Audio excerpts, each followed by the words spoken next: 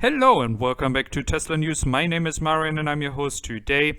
Today is the day after the earnings call, guys, and this is a start of many videos to come because as always you cannot go into all the details in one video. So guys, please consider subscribing if you want to stay tuned for more videos.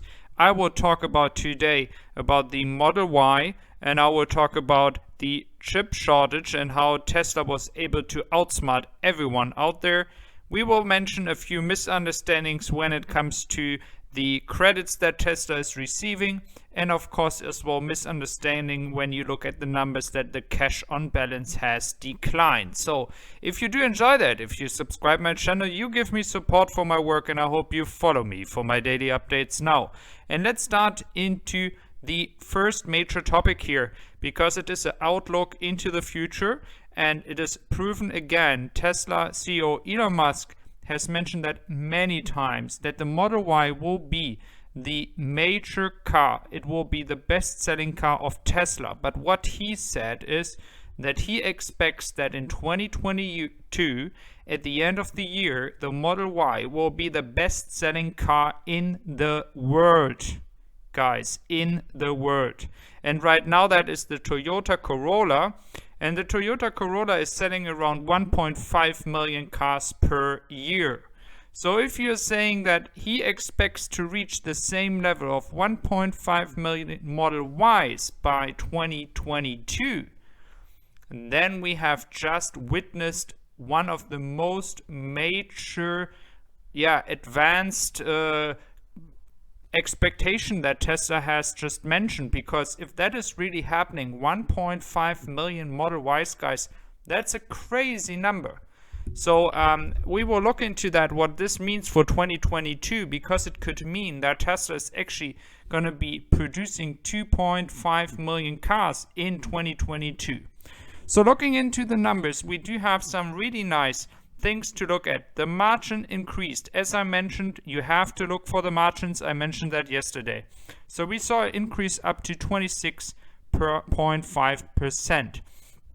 Again, we do see a major move when it comes to the revenue. We are 75% up compared to last year. So this is really a lot, guys. And if you look at the numbers from Q3 and Q4 last year, you will see that they were at $8 and $10 billion.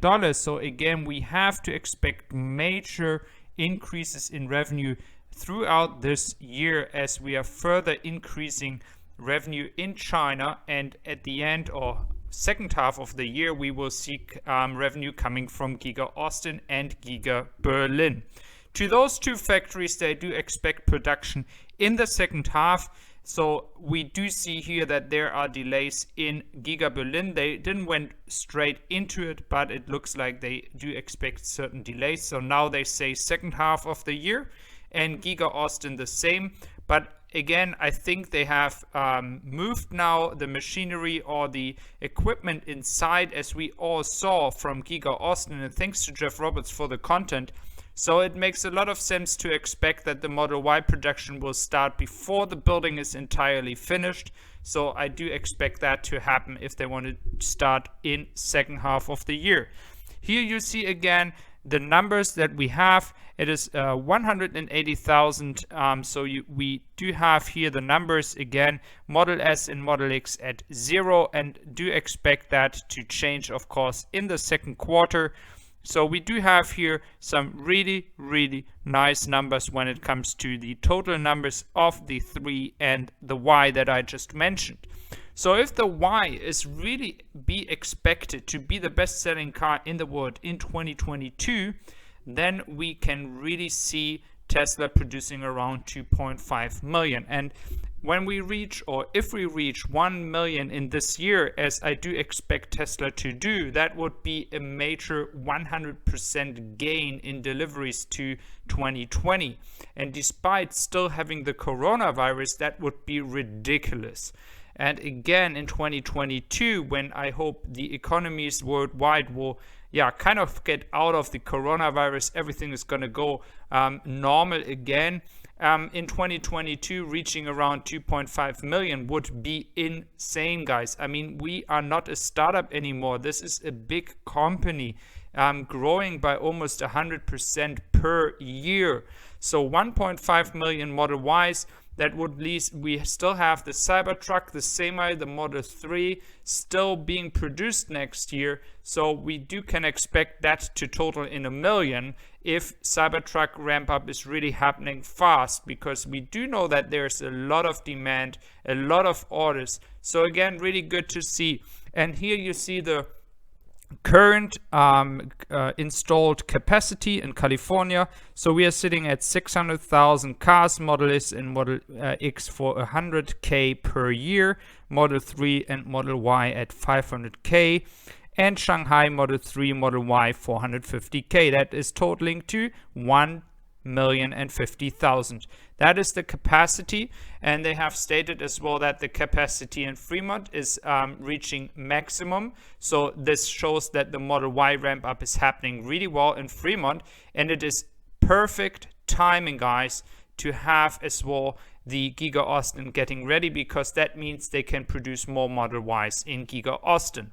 And the same for China. They expect further growth here, further increase of production. So 450K will be much higher after the second quarter. I do expect that. So I think they will reach like a capacity of 500 to 600,000 cars. So very soon we might see these two factories actually being able to produce 1 million cars without any help of Giga Austin and Giga Berlin. So looking into the chip shortage, Elon Musk was just smarting everyone out. I mean, it is just so funny.